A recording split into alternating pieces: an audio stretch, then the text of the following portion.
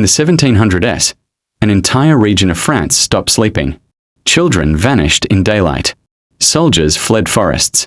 Hunters refused rewards, because whatever stalked the countryside wasn't afraid of humans, and witnesses swore it did not move like an animal. Welcome to Timeless Europe, where history lives in shadow, where folklore meets recorded truth, and where some mysteries were never solved.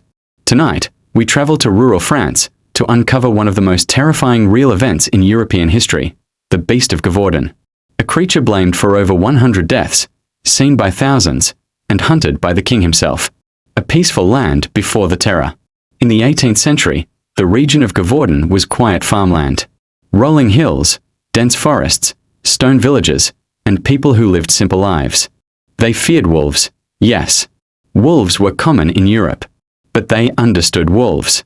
Wolves hunted livestock. They avoided crowds. And they rarely attacked humans. Until June 1764. A teenage girl tending cattle ran screaming into her village.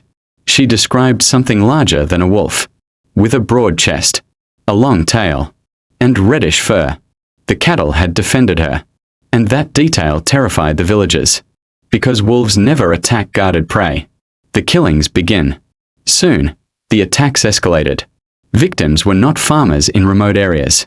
They were children on paths, women near homes, shepherds in open fields. The creature showed no fear of people. Witnesses described a massive head, a burning eyes, or a powerful chest, and teeth capable of crushing bone. Instantly, bodies were found horribly mutilated. Many were decapitated. Panic spread across the countryside. Church bells rang nightly. Villagers traveled only in groups. Some refused to leave their homes at all. This was no ordinary predator. The king gets involved. Eventually, word reached the court of Louis XV. The king sent professional wolf hunters. Soldiers marched into the forests. Entire battalions formed hunting lines. Thousands participated.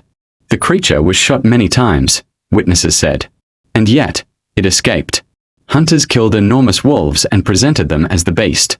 The attacks continued the very next week. Now fear became hysteria. People whispered, this was punishment from God. Or a demon. Or a werewolf. Eyewitness horror. Reports came from all across the region. Survivors described something unnatural. The animal ignored cattle and targeted humans. It attacked the throat first, instantly lethal. It moved differently from wolves. It sometimes stood taller than a man's waist. Some swore its fur could not be pierced by bullets. Others claimed it watched them, intelligently. Children began carrying spears. Priests performed blessings in fields. The church declared public prayers against evil. France was at war with a single creature, the hunter who ended it. After 3 years of terror, a local hunter named Jean Chastel joined the search. Unlike royal soldiers, he knew the land. The legend says he loaded his gun with silver bullets. Not officially recorded, but repeated in oral history for centuries. June 1767.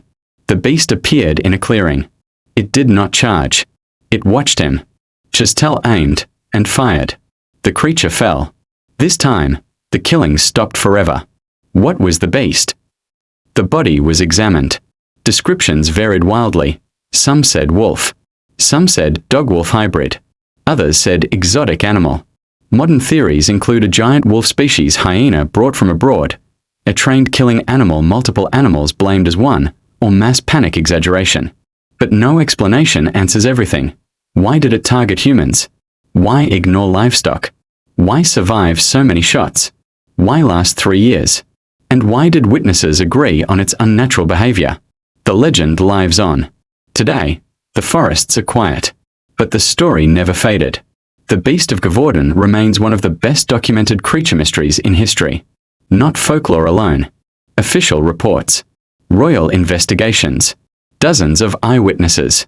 Perhaps it was an unknown predator.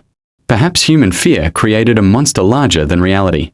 Or perhaps something hunted those villages that science still struggles to explain. Europe's past is not only kings and castles. Sometimes, it is claw marks in the dark. If you enjoy uncovering real mysteries hidden inside history, subscribe to Timeless Europe. Because some legends were witnessed, and the Beast of Gévaudan still walks in memory.